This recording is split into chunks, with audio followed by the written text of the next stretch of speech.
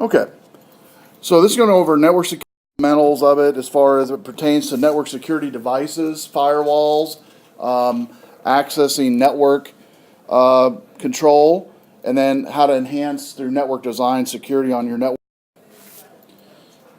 Not all applications are designed or written with security in mind. So because of that, your network has to provide security for all applications on your network that are running on machines. Networks with security, weak security, invite attackers. So regardless, say you'd had a secure application, if the network itself is weak, then attackers are going to attack that weakness, or could attack that weakness if they found whatever weakness it was in your network that was open for attack and open for malware and malicious activity. Aspects of building security. Here in this room here, if you look up at the ceiling, you look in front of you, every device in this room is mounted by a steel cable.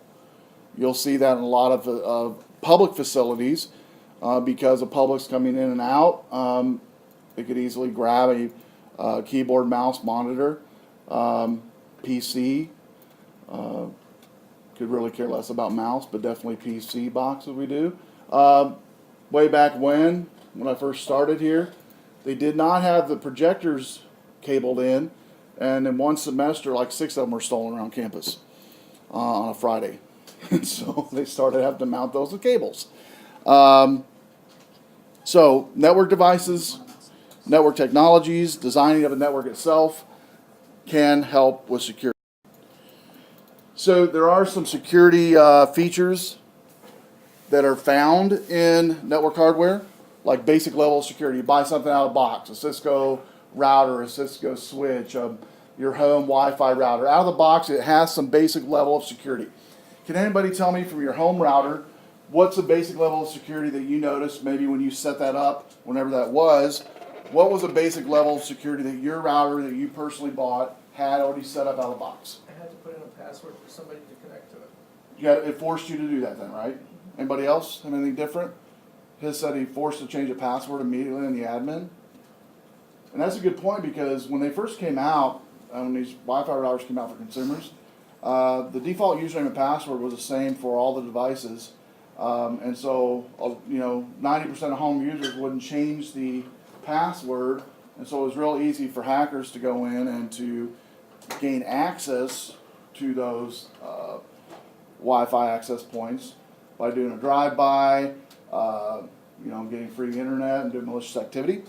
But in the last couple of years, I can't think of any name brand, big name router provider that doesn't force you to change the password. But there probably is some out there, I'm guessing. But Lynx is for sure, D-Link, those two I know for sure are going to force you to do that out of the box. And while I'm talking about that very point, one of the things that was real popular, and still is in some big cities, I don't know if it's here in Rockford much anymore, it used to be when I taught high school, was called ward driving, where students would drive around Rockford with a laptop and an antenna on top of their car and see how many access points they could glom onto. And the game was the most access points you could pinpoint on a map and prove it as being open, you won the game. So in you give you 2 hours time, get 2 vehicles, drive around Rockford and see how many open access points you could get access to. And there's a number of open source programs back then that allowed you to pinpoint as you were driving the access points on a map and then come back and then determine how many was open, how many was closed, things like that. In Vegas every year they still have an event like that, ward driving event, where basically at the end of the event they give a report back to the businesses and say, here's the health of your city. And when it first started out, wasn't that great. It's like about 30-40% was in compliance with security. Now it's up to 75-80% of businesses. So it's increased the security of businesses by having the event. It'd be cool, I think, one of these years to be getting the money for this class to go to something like that, a ward driving event or some type of ethical hacking, corporate type of event where basically they have live events where they call like corporates like Walmart and try to access into the computer. Everything's being recorded and doing it through social engineering. I've been to a couple events like that, but it'd be pretty cool to have students go to something like that. Because basically these guys get in these little glass boxes.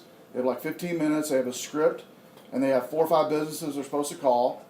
And the goal for the team to win is they have to gain access to something in that network of that host, that computer. An example is Walmart was called. It was a midday. The manager answered the phone, was getting ready to head out. The guy posed as a sales guy coming in tomorrow and needed access to get into some files to dump his PowerPoint for the next day for this guy's boss. He goes, well, I don't know about that. And he goes, well, that's okay. He goes, I can give me your boss's number and I'll just call him and see if maybe, he can help me out. No big deal. And long pause for about 30 seconds. And the guy goes, oh, no, just a second. Here you go. Here's the IP address. Here's the username and password. Took the guy a minute and a half to get into Walmart's server and to access a certain folder in a server to dump a file. And so that's all through social engineering. And so 9 times out of 10 when companies are broke into as far as networks, that's how it's done. It's not really done with somebody bringing a laptop in the environment and hacking into the actual network. That can be done, but 9 times out of 10 it's done with social engineering over the phone, the sales call at night, at a bar, getting information from the IT manager, list goes on and on. And so anyway, security is very important when it comes to networking hardware. And one of the models we use in networking, and if you ever take a networking exam, you'll see this, you'll have to know it, is the OSI model. We go over it in 110, pct130, and basically it's where every level of networking is compared to a certain model in this OSI. And the network standards are based on the function. The standards were released in 78, they were revised in 83, and they still are used today. It illustrates how network devices prepares data from sending it to receiving it and receiving it to sending it. And there's different levels, level 7, level 1, level 2, level 3, level 4, level 5, level 6, level 7. So from your NIC card on your computer all the way to the application on the other end is what the OSI model covers. OSI model breaks down networks into 7 layers, as I mentioned. Each layer is a different task and cooperates with adjacent layers. There's some companies that say, hey, we focus on the layer 3 OSI model, and which mean the network sessions, things of that nature, like Cisco, hardware for networks, and also session layer for networks, and that's what they mainly focus on. This is just a screenshot of the different layers. If you've already taken 110, you've seen these. If you haven't, or if you've never taken a network exam, you might not have seen these before. Physical layer, data link layer, network layer, transport layer, session layer, presentation layer, and application layer. Yes? I just wanted to add, if there's something wrong with any layer other than one, it's the layer's fault before that layer. Yes, you're right. As far as troubleshooting goes, that's definitely what you would do. You would get the one right before it. And so OSI model is definitely something that you have to know as far as the terminology, how it works, but it is a model. It has nothing to do with the actual hardware or software. It's just a model for networking folks to say, this is the layer in my network where this issue is occurring. The other one's hubs. Years ago when I first started networking, over about 27 years ago, we had what's called dummy hubs that we would set up our LANs with. And basically they just connected your NIC cards to a 4-port hub, 6-port hub, 8-port hub, 24-port hub. First come, first serve as far as getting data. So if 24 machines were connected to a 24 hub device, whoever got there first got the data the fastest, basically. It uses a twisted pair or fiber, works on layer 1 of the OSI. does not read data passing through them. It's ignorant of any data source or destination, could care less. It's just a port, it's just a dummy hub. You're here, the computer you want to send it to here or server, and it just is a conduit, basically. Totally different than switches, which we'll talk about, routers also, which are smarter devices. Rarely used today because of inherent security vulnerability. We still have some in our blue cabinets back there that we use when we teach students in pct110 how to set up a local area LAN, which I'm actually doing this Thursday for the 110 class. And we'll actually take, 3 or 4 computers, connect it together to a hub, learn how to set up an IP address, an IP address range, and hard code it into a NIC card. Years ago, when networks first came out, that's how you did it. There wasn't any smart devices back then. That has evolved over the years. It got much smarter. And hubs you can still buy. D-Link you can still buy D-Link hubs. You can still buy Linksys hubs. Switches, the next iteration in networking devices. Network switches connects network segments together. They operate on layer 2 of the OSI. They determine which device is connected to each port. It can forward frames sent into a specific device or broadcast all devices. It uses a MAC address to identify the device and provides better security. This device actually also uses the ARP table, which we've talked about last week. It actually communicates with the ARP table to determine IP address and MAC address combinations of each machine in here at any moment's time. And it knows at any moment's time the health of your NIC card and what data is going in and out of your ports. Specifically, ports 80 would be the main port for internet browsing if you're on the internet. Port 21 for FTP, 25 for SMTP, send mail. Port 110 for read mail coming in. Those are some basic ports that is going to be constantly seeing activity on. Much better security than the hubs. But if you've never seen a hub or you're interested in one before you leave tonight, you can go back to that cabinet in the blue cabinet there in the back. If you don't have any for 110, you can definitely open that up and I'll show you what one looks like. Network administrators should be able to monitor network devices. What are some ways so far this semester you've learned how a network administrator can monitor traffic on any network? What's an application that we've looked at? Traceroute. What was it? Traceroute. Traceroute? Okay, yeah, that's definitely one. I mean, you can see the traffic of an IP. What's another one though? Wireshark. Yeah, Wireshark, we see monitoring the traffic at any moment's notice. Anytime in the network, we can look at anything that's going on at any point. It also tells us the ports that are running, UDP port, you can tell TCP port, IP port, web port, HTML, HTTP, any port that's running, we'll be able to gather the traffic. And hackers, remember, use it to determine the network range on that network. They can determine, for instance, what a valid MAC address is and spoof that MAC address, which we've learned, a valid IP address is and spoof that IP address. It traffics monitoring methods, port mirroring, network tap. Basically on a network tap, it's a separate device installed between 2 network devices to determine what's going on that network or networks and the health of those networks at any moment's notice. Department has we bought a piece of software about 3 years ago. It's about 25 grand from HP. That's a monitoring software that's much more, a lot more bells and whistles than Wireshark has in it, as you can imagine.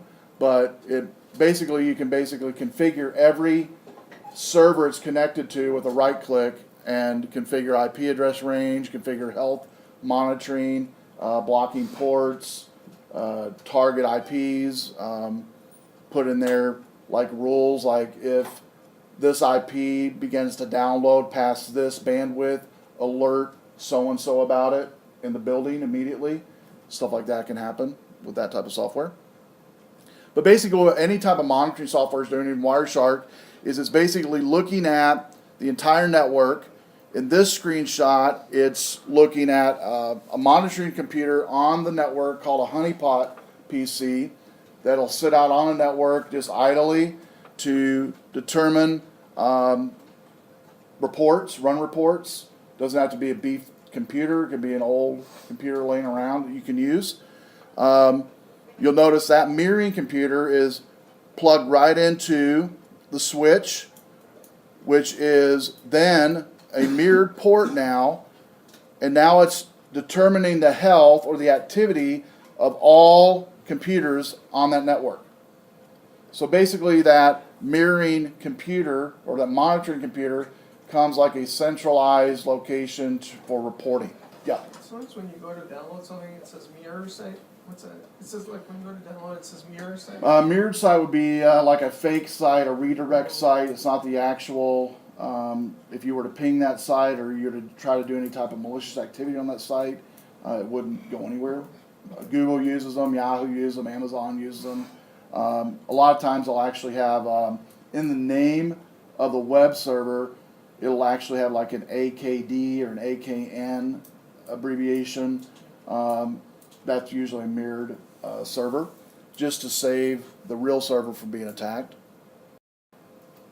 This is a network tap, which basically it can have hardware devices. Cisco has hardware devices for network tap. Intel has some as well. 3Com. And basically on this one, you have your monitoring computer plugged into the network tap. It's between the router, which is your first line of defense on the network from the outside internet, to the firewall. It's in between the router and firewall. The router has the main rules, remember, of in and out of your network. And then the network tap that's in between the router and firewall just looks at the activity of what's going on, both input and output of your network. Your firewall that's set up can be hardware or software. In this case, it's a hardware and software both. Barracuda would be the #1 firewall today. Sonic Wall used to be years ago. Barracuda is the #1 sold firewall today that I can think of. That it's used, even surpassing Cisco in a lot of regions now, because that's what all it does. That's all Barracuda does, is firewall technology. Server is the next line coming in. We could say that's a web server, and the business is hosting a website, and you want to make sure that all the rules are set up on that firewall to block anything that that server should not have access to, or vice versa, people on the network can't push out. So for instance, if you wanted to block port 21 to where folks cannot upload from your network to a web server, you can block it on the firewall side to where it doesn't even go into the router at all or from the router.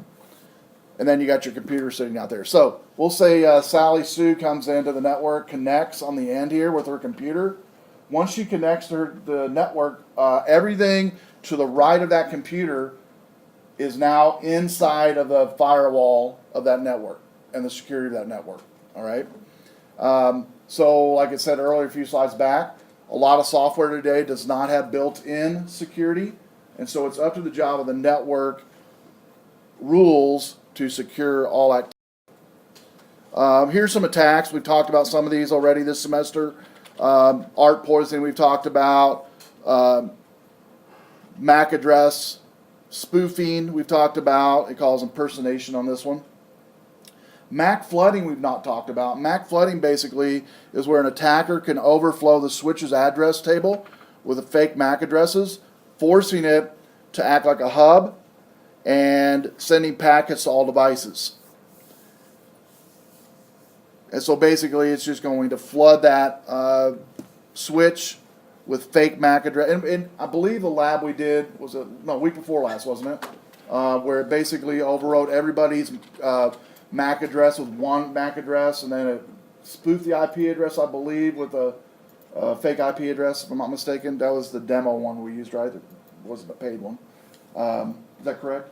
And so that one did that. It basically just flooded the ARP table with a fake MAC address, and when you do that, you can do, hackers, when they do that, can basically do a lot of malicious things, because when they trace it back to a MAC address, the IT department's going to look at their tables of where computers are in their network, and they're more than likely going to have a spreadsheet or some type of program that has access to where everything's located out in the business, right? Because if you've ever set up anything in IT, computer, anybody done any imaging of computers in a network lab? Ever? You done any imaging of computers in a network lab? Okay, let me just briefly explain what that is. Basically what it is we'll say this is your network lab that you work in, and we'll say this is the computer now we're going to set up as the image of the whole room. And it's going to have all the programs on it. It's going to have the same configurations as all the other computers. That's important. Meaning same processor, NIC card, hardware, everything, right?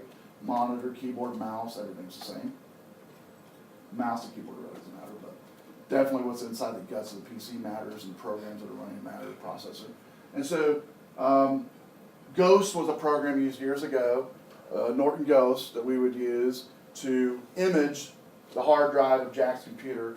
Once we imaged it, we would save it to a network location, and then it would let you set up a boot disk on a floppy disk, believe it or not.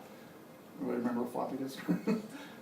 Floppy disk, and you would basically put a floppy disk in every computer in here, and it would go out, it had a batch file on that floppy disk that would load up, go to a network drive, grab that Ghost image, start up Ghost on the floppy disk, which was like a 1.2 meg application, and you would literally hear the floppy disk go as it was starting up that application, and it would find the Ghost image, drag it down to the PC, and in about an hour it could image each machine in here.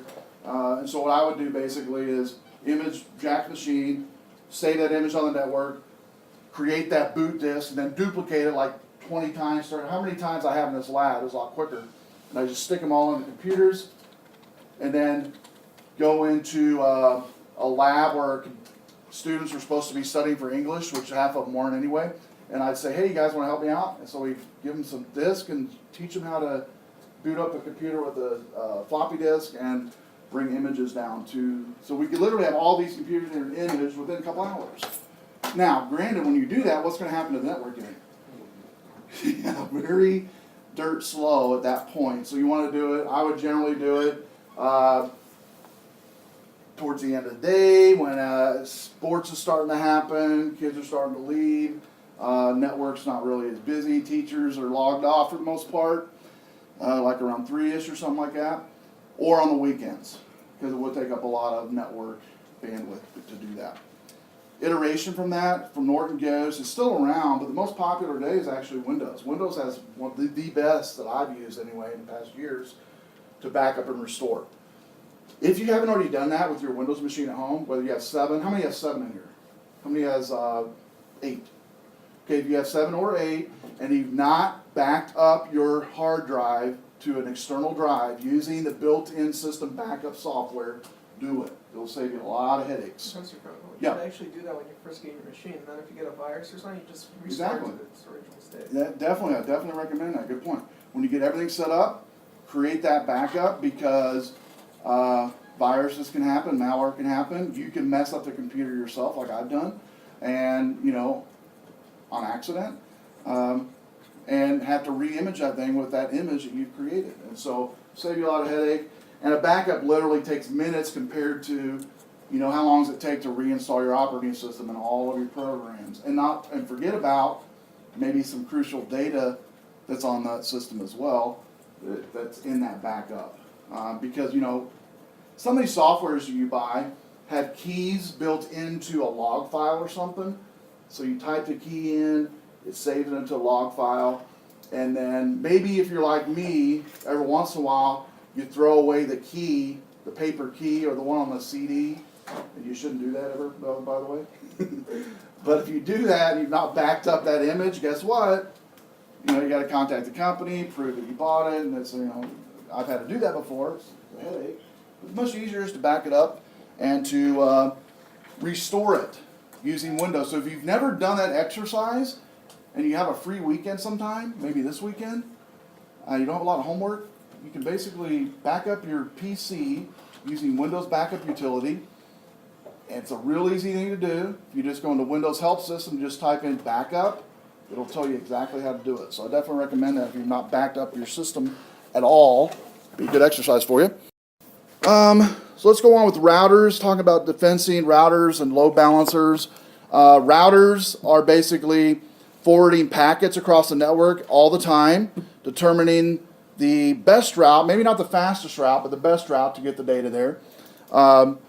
It operates on layer 3 of the OSI. It can be set to filter out specific types of network traffic. Like, give me some ports that we can block from maybe when we went over Wireshark. What are some ports we could actually filter out that you could just throw out at me real quick? What are some port acronyms you can think of? Port 80 localhost. What is it? Port 80. Port 80, a number. Now, I'm thinking about a port protocol, port protocols. Not numbers, really. Just throw some out. I'll give you one. TCP is one. What's another one? SMTP, okay, yeah. What's another one? UDP? UDP is another, that's a real popular one, right? NTP. What is it? NTP. NTP, that's another one. And so you can filter out any type of traffic you want to on a router. You can also filter on a router. Say you don't want to actually, say you want to block certain IP addresses or block an IP. Say somebody you know on the network's coming in, or block a MAC address, you can do that on routers. Load balancer is basically help evenly distribute work across the network. And by the way, all of your routers you guys have at home have a load balancer built into it. All your Linksys routers have load balancers automatically built into it, which to me is amazing, because when load balancers first came out, they were like the size of your PC. That's how big they were. But now they're built into the actual chips of your routers at home on your Wi-Fi routers. They're actually built in. It's crazy. But basically all it does is on a load balancer, it just distributes the work. So if I'm the server and you guys are downloading a movie file that you shouldn't be downloading from my server, like say it's the new, I don't know, what's the new movie that just came out?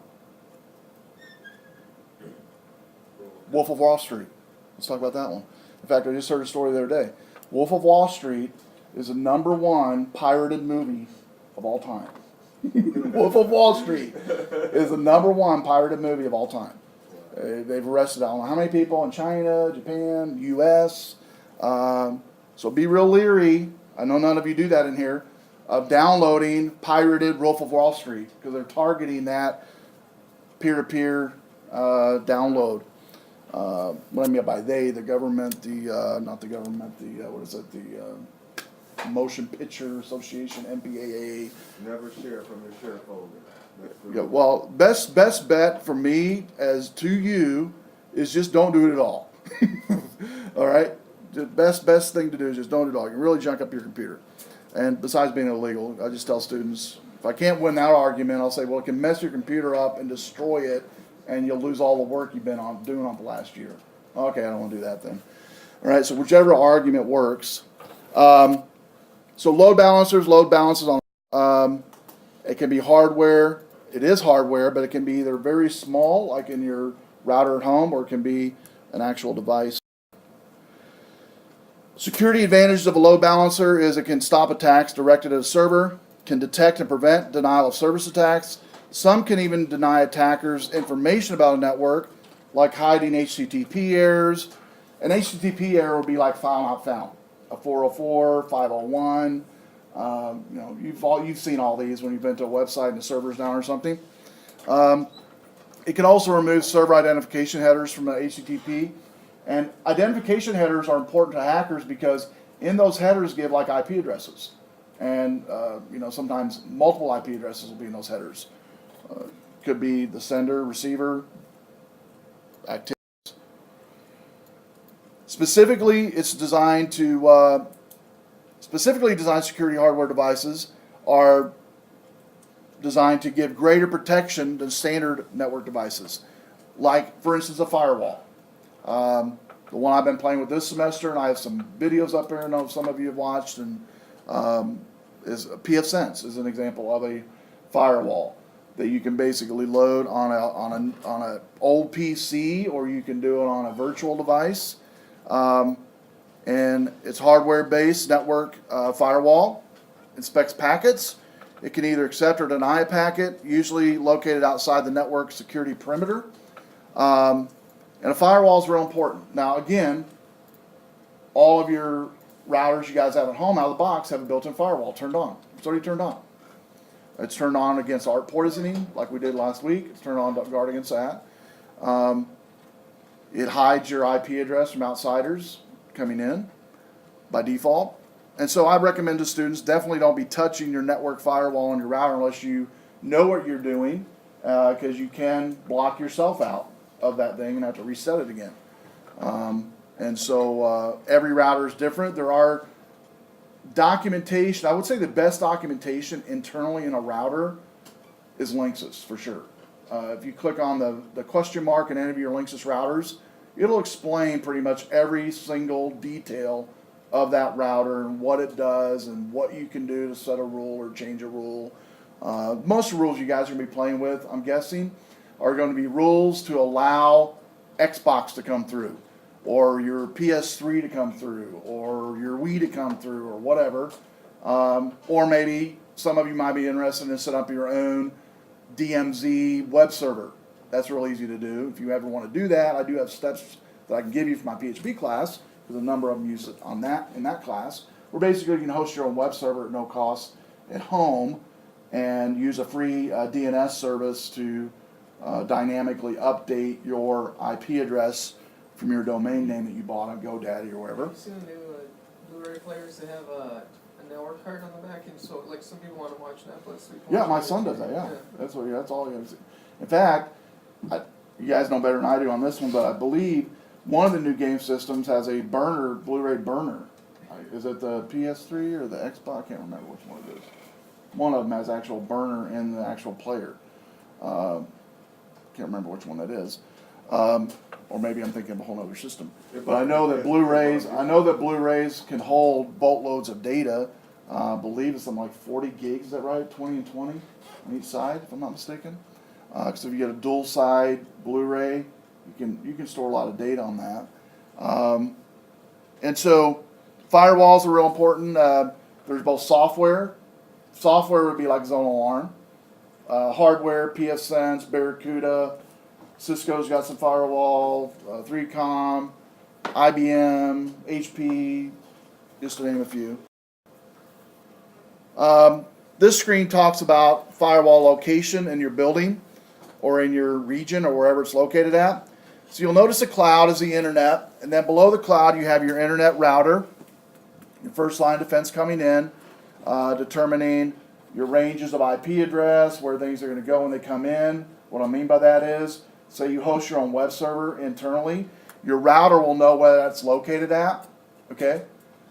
If you set up, for instance, in your router at home a DMZ port to point to your computer that's a web server, when I type in your IP address, or you give me your name of your website, the domain name, it's going to take that external IP address from Comcast or whatever, hit your router.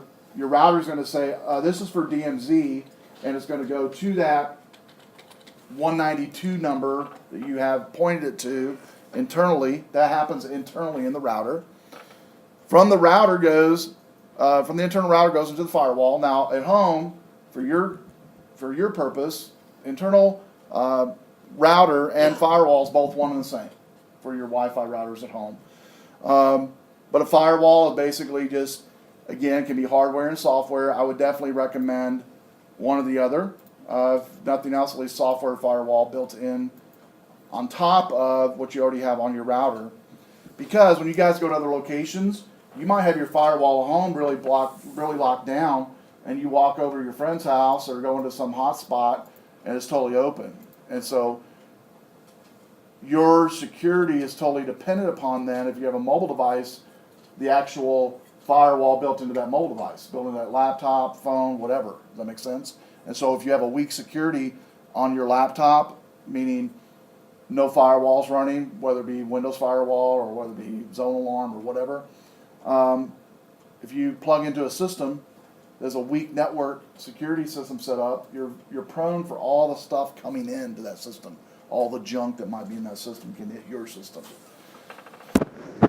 The best secure systems in the world are hackers. They have the best secure systems in the world. And because that's all they do all day long is hack. And so when you see they keep their antiviruses updated, they have a firewall, usually the Windows firewall, and another firewall running, software firewall. Also have their, when they're home, have their hardware firewall.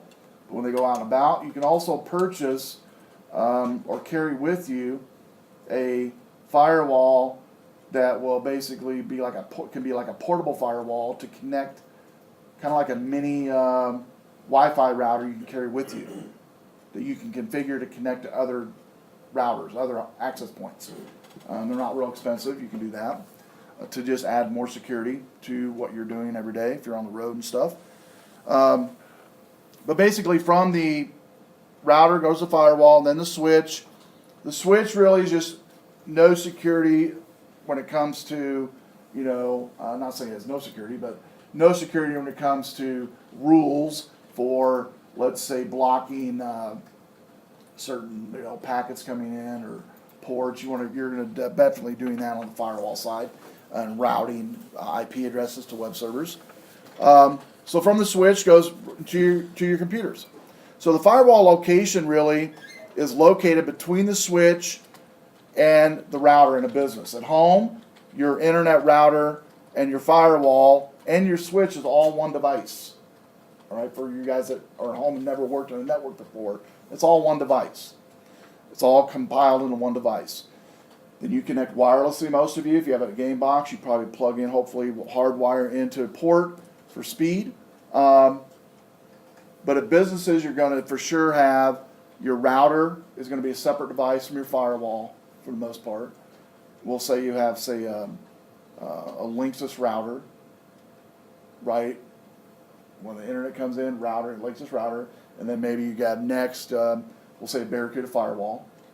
And then Barracuda firewall connects to all of your internal switches in your location. Now, let me just briefly, like in this room here, we have a box of switches.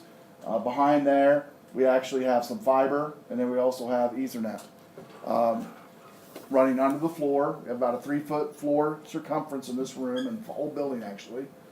Most buildings have a fake ceiling where they run wires, which can be a security, problem. But this building is built to where all the wires are run under the floor, which is definitely more secure. The problem with that is, though, when things go bad, like say, and it happens, wires get old, or they're run next to wires you shouldn't be run next to. Meaning, say you have Ethernet running next to electrical, the electrical wire gets hot and it can actually burn the Ethernet or the Cat5 cable or fiber.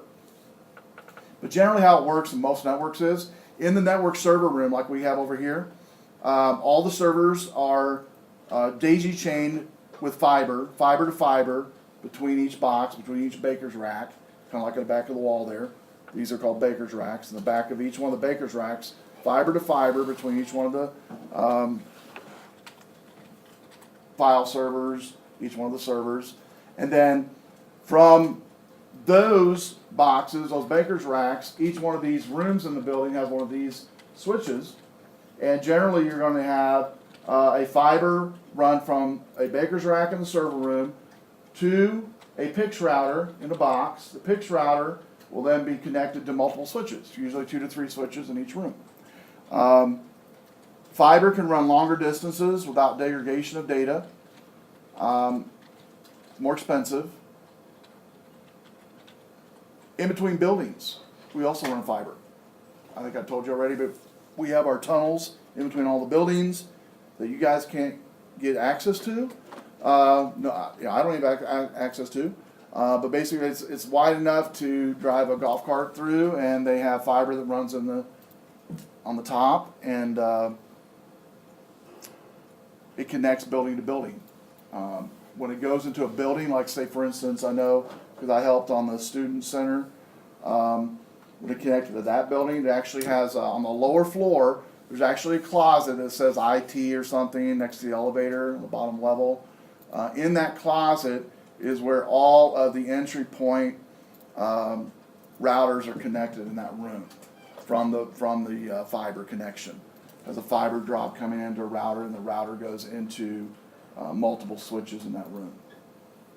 And so you can have fiber, you generally do have fiber connecting server to server, and then fiber connecting from a box, server box, to a box within a room. And then within the room, from the switches to you guys, is going to be your Cat5 cable. Firewall actions on a packet.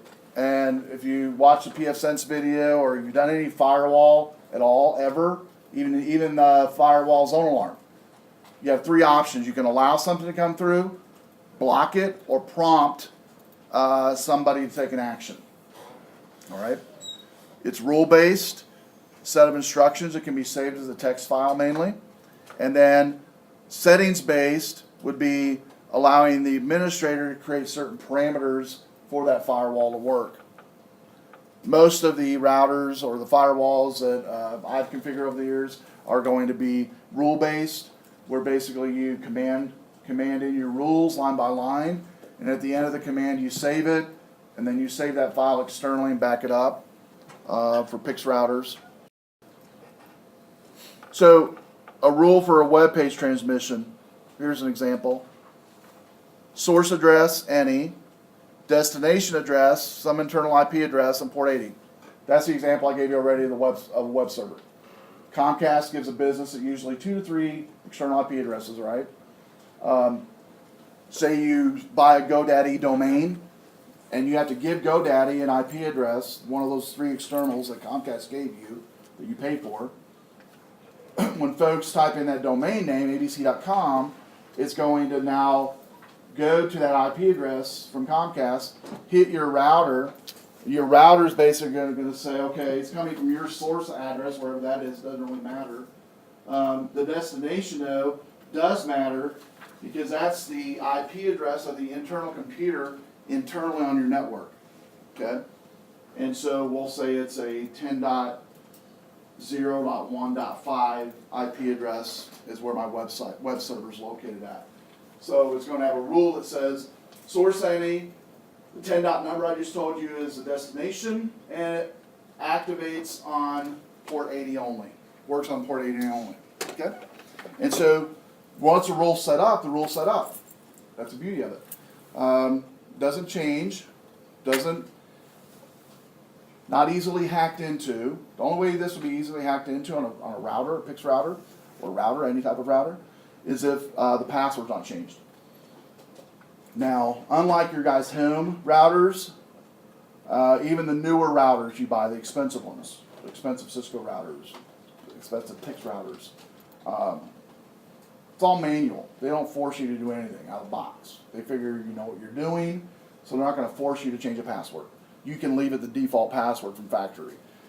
Believe it or not, there's a lot of businesses, I hate to say, that do leave the default password, and hackers, the first thing they try when they try to access a router to wipe out the rules is if you can log into a router, you can wipe everything out, or you can change stuff, right? Generally that's what they do, going to change things, like allow their IP address in or allow their MAC address in without being traced, and then back out and then get out.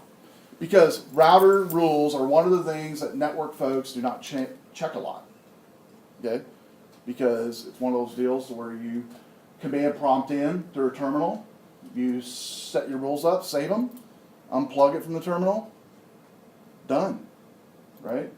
The only time you might check it is if something starts happening that's a little weird on your network, or something, you know, somebody, you know, you start getting some viruses, you start getting some activity you shouldn't be getting, then you go in and check, and I've seen times where routers have been hacked into. Routers I've been hacked into. And so, you know, you have to make sure you have a very difficult password.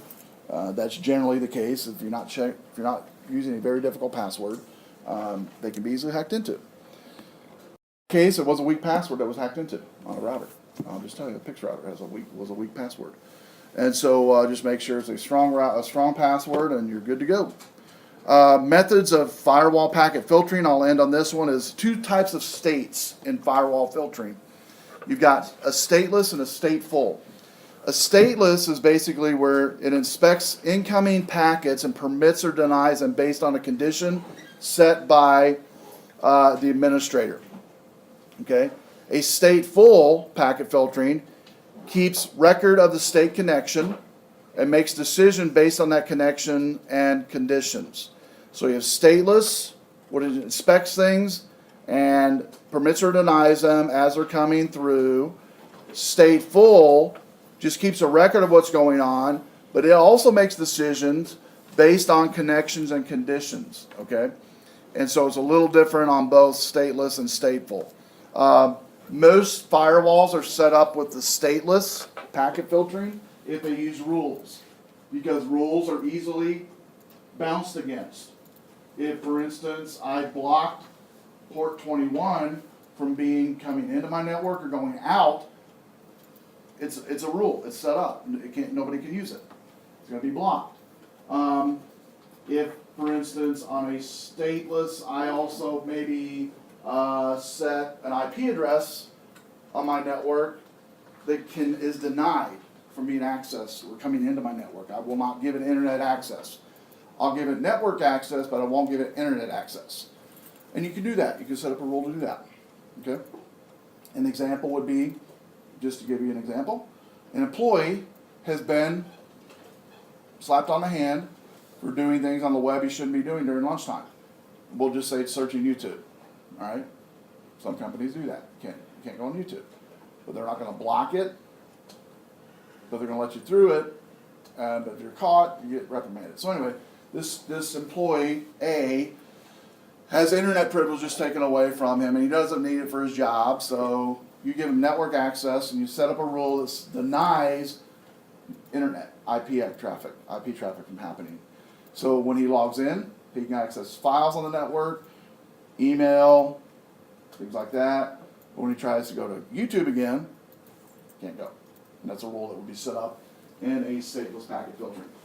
And so, challenge to you, I guess, this week.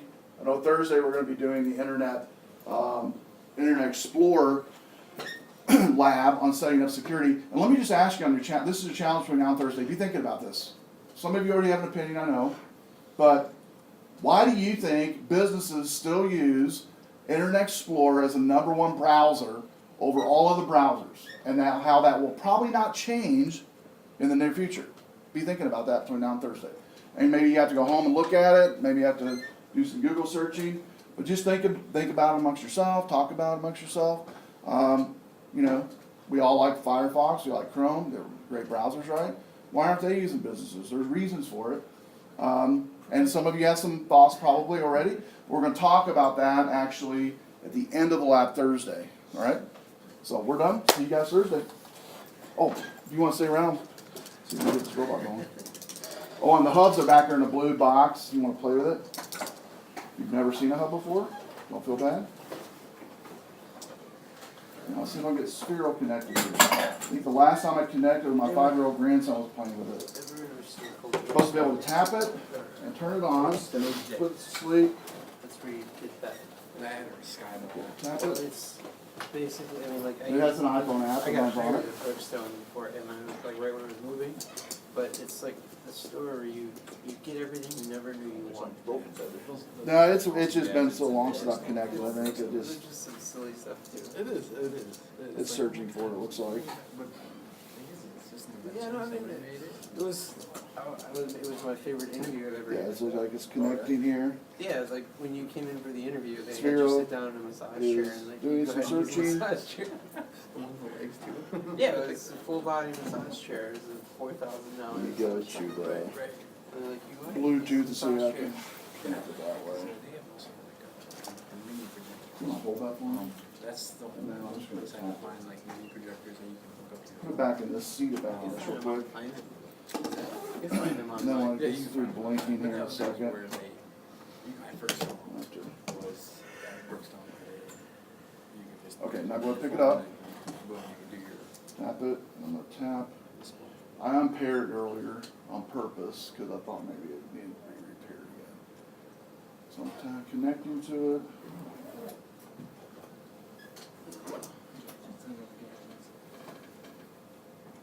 They had some cool stuff. I mean, like, they had a meat fork with the thermometer built into it, which is something handy. Try again. Some of the stuff is actually very innovative. This is the chart. Well, this is an inductive charger, right? You're supposed to be able to set on there and reset it. Reset the device. Yeah, that's the other thing, is part of the job that you had to do is you basically have to demo everything, so it'd be a fun, I never got to work there, but I had to move right with my first day. Okay, It was now supposed to be, try it. but you'd have to demo the stuff, so fly the helicopters On around. this device stuff here, like so we that, can get drive that the, right. the cars. Probably would've been a pretty fun job. Okay, spinning, and out here. There's one in Bolingbrook, I don't know if that's the one that I was gonna work at, the Promenade.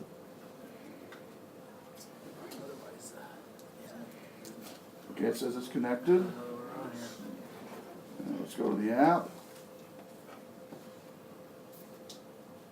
Install complete. We just want to drive it.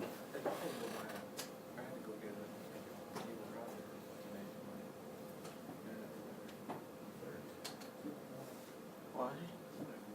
Just a second here. Here's excuse on the power cycle. Put you guys elevator. It's, but if it's through your service provider, then why are you paying for it? No, I didn't pay. No, I had to go pay them. They basically. Yeah, 'cause it has a- So you, oh, you have a, there's a physical. The robot's store. in here. It's basically, when you set it on this, it resets the I totally forgot. I totally forgot this conversation. device and does inductive charging on it. Okay, looks like I've got the newest, so that's And I good. didn't realize it when I clicked on Let's try it. Chapter 5 you're talking about? it. Yeah, so, but I'm like, oh, man. Then all of a sudden I had the internet problems. But Yeah, they're you're gonna not send a really. tech out, so maybe I'm just blowing it because you have too high of a signal or low There is a, signal. I oh, don't I don't want to forgot. That's one, Forgot one to thing set I don't button know. here. There is a set You button need here. a line Forgot. tester. This little There button on the shouldn't be side. anything with my router or network or anything like that, it's all in. No, your It resets router it. is not Oh, gonna not cause that your earlier. modem to power cycle. I mean, the only reason, the only way you could On the side, mess there's a something little up like that is if reset you have button. like a power over Ethernet type thing, you plug that into your modem and you weren't supposed to, but I don't think you're doing that. No, Okay, let's see here what we got going now. Looks like it's resetting it for me. So you haven't done any stuff like that homework yet? Let's do it tomorrow. Okay, cool. Good. You gonna do it all tonight, dude? yeah. You don't wanna do it all at once. I'm like, It's just gonna be repeated at night. I mean, and then, like, all the homework that we had, all the hands-on homework, I mean, Yeah, tapping's supposed to turn it it was on. all hands-on. All the sheets are hands-on. Oh, really? Charger? But we can't do them hands-on. Well, I had it because we charged, spent it's been 3 on, it's hours. been in my damn on for one the last month. See, I thought she told me. It should be totally charged. I don't know if I wrote it down on. Robots here, manager. or if it's in my notebook. Yeah, I'm trying to show it off, you know, it's I not. thought she said, because she had all of them on there. But she's like, you know what, don't worry about these ones here, Let's see if we get it now. because we're gonna. I thought do she, more. she was talking about just 10. She said, no, I thought she was just saying we're gonna do 10 next week. That's it. Okay, looks a little better. I got one, I Search got them now. all done except for 2. Because, like, so one didn't give me the IP, one did, it's like something, like the PDF that you get, like half, like, not half, all of the questions are pretty much blank. Yeah, it's getting a little bit more. What happened- it'll before. say, We like, didn't get that alright, before. so It wasn't giving me my Subnet good the IP blank question mark. Or, you know, I mean, so like, what IP? Right, Or, it was just those, she put that on the board.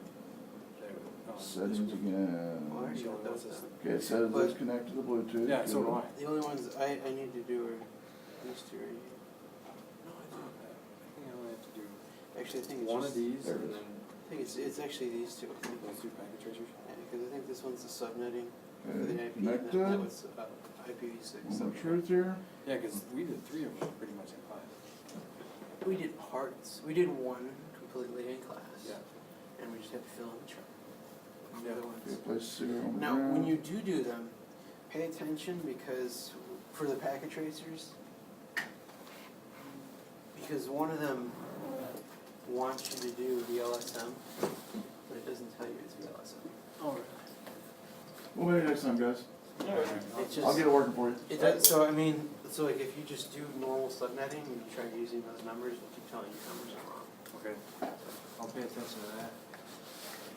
So it never worked for you, huh? That's technology. I've been sitting in my den for a month, right, charging up, and I don't know if I didn't have it setting there right, because you have to have it set there to where the heavy side's down for it to charge. The only thing I'm thinking is, it wasn't setting there right, because when it's weighted at the bottom, it's inductive, and so when you set it just like that, it's supposed to charge the device. I'm thinking it was maybe pivoted a little bit, wasn't charged totally. Gotcha. I'll bring it to the door plate. On Thursday, there you Yeah. go. Alright, have a good All one. right, we'll see you guys. Yep.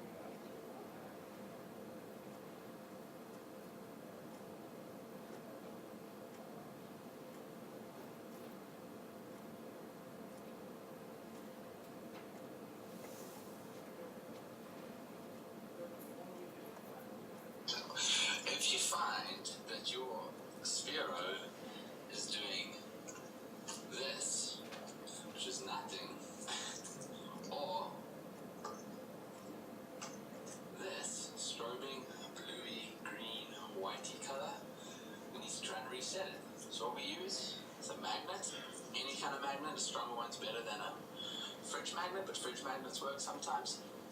What we're going to do is we're going to run around the edge here, and when it hits the magnet inside the sphero, it resets it, like that. And now you leave it on the charger for 2 hours, and your sphero should be ready to go.